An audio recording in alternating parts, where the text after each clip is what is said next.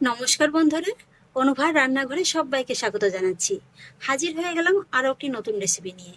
বন্ধুরা, আজকে আমি আপনাদের সঙ্গে এমন একটা মিষ্টি রেসিপি শেয়ার করব, যেটা হয়তোবা এর আগে আপনারা কখনো খেয়ে দেখেননি। আর একবার খেয়ে দেখুন, কথা দিচ্ছি বারবারই কিন্তু খেতে মন চাইবে।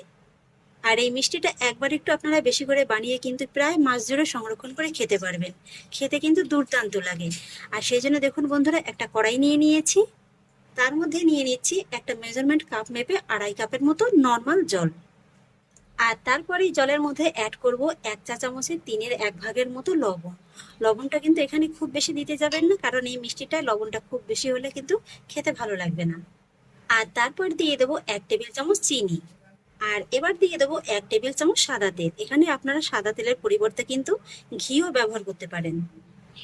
এবার আমি গ্যাসের ফ্লেমটাকে মিডিয়ামে রেখে ততক্ষণই অপেক্ষা করব যতক্ষণ না পর্যন্ত জলের ভিতরে খুব সুন্দরভাবে একটা বলক চলে আসছে, আর চিনি আর লবণটাও জলের সঙ্গে খুব ভালোভাবে মেল্ট হয়ে যাচ্ছে। এই তো দেখুন বন্ধুরা, জলের ভিতরে কিন্তু খুব সুন্দরভাবে একটা বলক চলে এসছে। ঠিক এই পর্যায়ে গ্যাসের ফ্লেমটাকে মিডিয়াম লোতে রেখে এর ভিতরে অ্যাড করতে হবে ওই কাপেরই উঁচু উঁচু 1 কাপের মতো সুজি। এখানে আপনারা মোটা কিংবা চিকন দানা যে কোনো সুজিটা অ্যাড করতে পারেন। আর তারপরে অ্যাড করব 1/2 কাপের মতো ময়দা। এবার সুজি আর ময়দাটাকে জলের সঙ্গে খুব ভালোভাবে মিশিয়ে নেব। আর তারপরে মিনিট 3-4 সময় নিয়ে এই সুজি আর ময়দাটাকে কিন্তু খুব ভালোভাবে একটু রান্না করে নিতে হবে। এতে করে কি হবে, সুজি আর ময়দাটার ভিতরে যে কাঁচা ভাবটা থাকবে না, সেটা কিন্তু পুরোপুরিভাবে চলে যাবে। খুব ভালোভাবে কিন্তু সুজি আর ময়দাটা সেদ্ধ হয়ে যাবে। আর এইভাবে রান্না করতে করতে দেখতে পাবেন যে খুব সুন্দরভাবে কিন্তু একটা ডোয়ে পরিণত হয়ে গেছে। এই যে দেখুন, সুজি আর ময়দাটাকে কিন্তু আমি খুব সুন্দরভাবে রান্না করে নিয়েছি। কড়ার গাটা দেখুন খুব সুন্দরভাবে কিন্তু ছাড়তে শুরু করে দিয়েছে। এর থেকে কিন্তু আর খুব বেশি টাইট করে রান্না করে নেওয়ার কোনো প্রয়োজন নেই, তাহলে কিন্তু আবার মিষ্টিগুলো শক্ত হবে। এবার আমি এই সুজির মণ্ডটাকে কিন্তু নামিয়ে নেব। এরকম একটা ছড়ানো প্লেটের করে নামিয়ে নিলেই হয়ে যাবে। পুরো মণ্ডটাকে আমি নামিয়ে নিয়েছি। আর এবার কিন্তু এই মণ্ডটাকে এইভাবে একটু ছড়িয়ে হালকা করে একটু ঠান্ডা করে নিতে হবে। তো দেখুন বন্ধুরা, মণ্ডটাকে আমি হাত সহ ঠান্ডা করে নিয়েছি। আর এবার আমি সুজির মধ্যে কয়েকটি উপকরণ অ্যাড করব। আর সেই জন্য প্রথমেই নিয়ে নিচ্ছি 1 টেবিল চামচের মতো সাদা তিল। এই সাদা তিলটা দিলে কি হবে জানেন তো, এটা একটা সুন্দর ক্রাঞ্চি ভাব লাগবে, খেতে কিন্তু দারুণ লাগবে। মুখে যখন এই তিলগুলো পড়বে না, খেতে খুব সুন্দর লাগবে। তবে সাদা তিলটা যদি একান্তই হাতের কাছে না থাকে, সেক্ষেত্রে কিন্তু স্কিপ করে যেতে পারেন। সাদা তিল ছাড়াও কিন্তু মিষ্টিটা খেতে খুবই ভালো লাগবে। আর এবার দেখুন, আমি এর মধ্যে অ্যাড করব গুঁড়ো চিনি। এই চিনিটাকে আমি মিক্সারে হালকা করে একটু গুঁড়ো করে নিয়েছি। আর এখানে আমি 2 টেবিল চামচ গুঁড়ো চিনি অ্যাড করব। তবে সরাসরি কিন্তু অ্যাড করা যাবে না, এইভাবে একটু চালনির সাহায্যে চেলে অ্যাড করলেই হবে।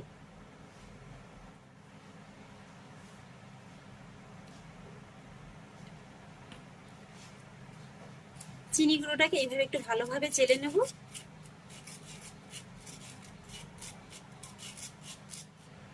এই মিষ্টিটা যেহেতু একটু হালকা মিষ্টি হবে, তাই এখানে কিন্তু একবারেই শুরুতে আপনারা গোটা চিনিটা অ্যাড করবেন না।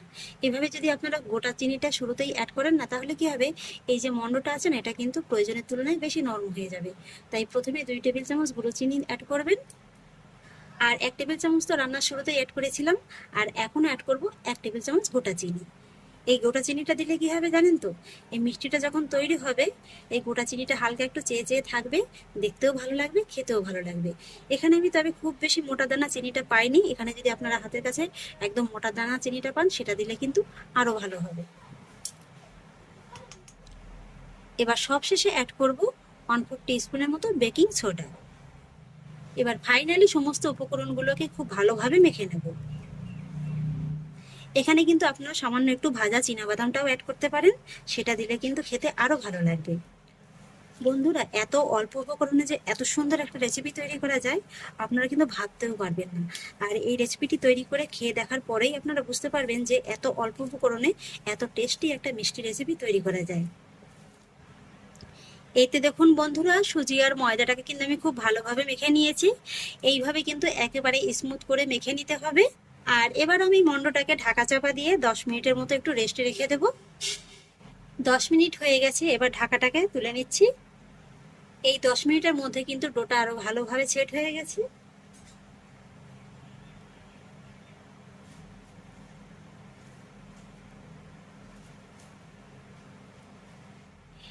এই যে দেখুন বন্ধুরা, এর ভিতরে যেহেতু সামান্য একটু বেকিং সোডা দেওয়া হয়েছিল, যার কারণে কিন্তু ডোয়ের মধ্যে দেখুন কত সুন্দর একটা জালি জালি ভাব চলে এসেছে। আর এই জালি জালি ভাবটা হওয়ার কারণেই কিন্তু মিষ্টিগুলো খুব সুন্দর একেবারে তৈরি হবে। এবারে আমি মন্ডটাকে আরো একবার একটু হাত দিয়ে মেখে নেব। আর তারপরে এই মন্ডটা থেকে এইভাবে অল্প অল্প করে হাতে নিয়ে নেব। আর তারপর এইভাবে একটু হাতের সাহায্যে চেপে চেপে এটাকে একটু গোল করে নেব। তারপরে দুই হাতের সাহায্যে এইভাবে একটু এটাকে গোল করে নেব। আর তারপরে কিন্তু হালকা করে একটু চাপ দিয়ে এটাকে একটু প্যারা শেপে দিয়ে নেব। আপনারা কিন্তু আপনাদের পছন্দ অনুযায়ী যে কোনো শেপে এই মিষ্টিটা তৈরি করে নিতে পারেন। এই তো দেখুন বন্ধুরা, কত সহজে একটা মিষ্টি তৈরি করা হয়ে গেল। আর এইভাবে একটু প্যারা শেপ দিয়ে মিষ্টিগুলোকে তৈরি করলে কি হবে জানেন তো, ভাজার সময় কিন্তু তেলের পরিমাণটা একটু কম লাগবে। আবার একটু হাতে নিয়ে নিলাম। আর এইভাবেই কিন্তু সবকটা মিষ্টি আমি আগে তৈরি করে নেব। এই যে দেখুন বন্ধুরা, মিষ্টিগুলোকে আমি খুব সুন্দর করে তৈরি করে নিয়েছি। আর এবার আমি সমস্ত মিষ্টিগুলোকে ভেজে নেবো। আর সেই জন্য কিন্তু কড়াইতে খানিকটা তেল আগেই গরম বসিয়ে দিয়েছিলাম। আর এখানে কিন্তু বন্ধুরা তেলটাকে অবশ্যই একদম খুব ভালোভাবে গরম করে নিতে হবে। আর মিষ্টিগুলো ভাজার সময় কিন্তু আঁচটাকে মিডিয়ামে রাখতে হবে। এই সময় যদি আপনারা তেলটাকে কম গরম করে নেন না, আর আঁচটাকে একেবারে লোয়ে রাখেন, তাহলে মিষ্টিগুলো কিন্তু তেলে ছাড়ার সঙ্গে সঙ্গে একেবারে ছড়িয়ে যাবে, ভেঙে যাবে। বেশ কয়েকটা মিষ্টি আমি গরম তেলের মধ্যে ছেড়ে দিয়েছি। আর এবার কিন্তু 1 থেকে 1.5 মিনিটের মতো এইভাবে একটু অপেক্ষা করতে হবে। শুরুতেই কিন্তু নাড়াচাড়া করা যাবে না। আর 1 থেকে 1.5 মিনিট বাদে মিষ্টিগুলোর নিচের পাশটা যখন একটু হালকা শক্ত হয়ে যাবে, তখন কিন্তু এভাবে একটু আলতো হাতে উল্টে দিতে হবে। আর এইভাবেই উল্টে পাল্টে মিষ্টিগুলোকে একটা পছন্দ মতো কালার করে ভেজে নিতে হবে। তবে মিষ্টিগুলো ভাজার শুরুর দিকেই কিন্তু খুব বেশি নাড়াচাড়া করতে যাবেন না। একটা পাশ যখন এইভাবে একটু ভাজা হয়ে যাবে, যখন উল্টে দেবেন, তখন কিন্তু আবারও 1 থেকে 1.5 মিনিটের মতো এইভাবে অপেক্ষা করে আবারও কিন্তু একটা পাশ উল্টে দিতে হবে। আর তারপরে দুই পাশেই যখন খুব সুন্দরভাবে একটু শক্ত হয়ে যাবে, তখন কিন্তু একটু ঘন ঘন উল্টে পাল্টে নেড়ে চেড়ে মিষ্টিগুলোকে সোনালি বর্ণ করে ভেজে নিতে হবে। এই তো দেখুন বন্ধুরা, মিষ্টিগুলোর গায়ে খুব সুন্দর একটা সোনালী রং ধরিয়ে আমি ভেজে নিয়েছি। দেখতে দেখুন কতটা লোভনীয় লাগছে। আর এই মিষ্টিগুলো কিন্তু আগের তুলনায় বেশ অনেকটা ফুলেও গেছে। আর এবার আমি ভেজে নেওয়া মিষ্টিগুলোকে এক এক করে গরম তেল থেকে তুলে নেব। সমস্ত মিষ্টিগুলোকে আমি খুব সুন্দরভাবে তুলে নিয়েছি। আর এইভাবে কিন্তু তেলটাকে একটু রেখে ভালোভাবে ঝরিয়ে নিতে হবে। আর মিষ্টিগুলো তোলার সময় কিন্তু গ্যাসের আঁচটাকে হাইতে দিয়ে তুলে নিতে হবে। তাহলে কি হবে, অতিরিক্ত তেলটা কিন্তু আর মিষ্টির ভিতরে অ্যাবজর্ব হতে পারবে না। আর আপনারা চাইলে কিন্তু এই মিষ্টিগুলোকে এইভাবে শুকনো শুকনো খেতে পারেন। আবার চাইলে কিন্তু চিনি শিরার ভিতরেও দিয়েও খেতে পারেন। দুটোতেই কিন্তু খুব সুন্দর লাগবে খেতে। একই রকম ভাবে বাকি মিষ্টিগুলোকেও আমি ভেজে নেব। এই যে দেখুন বন্ধুরা, দ্বিতীয় ব্যাচের মিষ্টিগুলোকেও কিন্তু আমি খুব সুন্দর করে ভেজে নিয়েছি।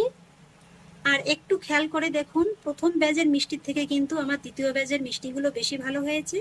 তার কারণ হচ্ছে একটাই, প্রথম ব্যাচের মিষ্টিগুলো ভাজার সময় হয়তো বা তেলটা আমার প্রয়োজনের তুলনায় একটু কম গরম হয়েছিল, তাই কিন্তু মিষ্টিগুলো হালকা করে একটু ছেড়ে ছেড়ে দিয়েছে। আর এই মিষ্টিগুলো দেখুন, একটা মিষ্টিও কিন্তু ফেটে যায়নি কিংবা ছেড়ে ছেড়ে দেয়নি। মিষ্টিগুলোকে তো সব ভেজে নেওয়া হয়ে গেছে। আর এবার একটা মিষ্টি আপনাদের একটু ভেঙে দেখিয়ে দিচ্ছি।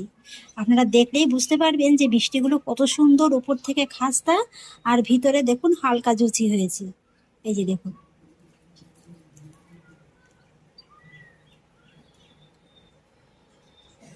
ভিতরটা দেখুন কত সুন্দর, দেখুন একদম জালিদার হয়েছে। আর ভিতরটা দেখুন বন্ধুরা, অনেকটা কিন্তু কেকের মতো লাগছে। একদম ইউনিক স্বাদের একটা শুকনো মিষ্টির রেসিপি। তাহলে আশা করছি বন্ধুরা, আমার আজকের এই মিষ্টি রেসিপিটি আপনাদেরও খুব ভালো লেগেছে। যদি ভালো লেগে থাকে তাহলে আমাকে অবশ্যই একটা লাইক এবং কমেন্ট করবেন, সেই সঙ্গে বন্ধুদের সঙ্গে শেয়ার করবেন। আর প্লিজ বন্ধুরা, যদি আমার পরিবারের নতুন সদস্য হয়ে থাকেন, তাহলে একটা সাবস্ক্রাইব করে পাশে থাকা বেল আইকনটি প্রেস করে দেবেন। ফিরে আসছি এরকমই পরের অন্য কোনো নতুন রেসিপি নিয়ে। সবাই ভালো থাকুন, সুস্থ থাকুন, ধন্যবাদ।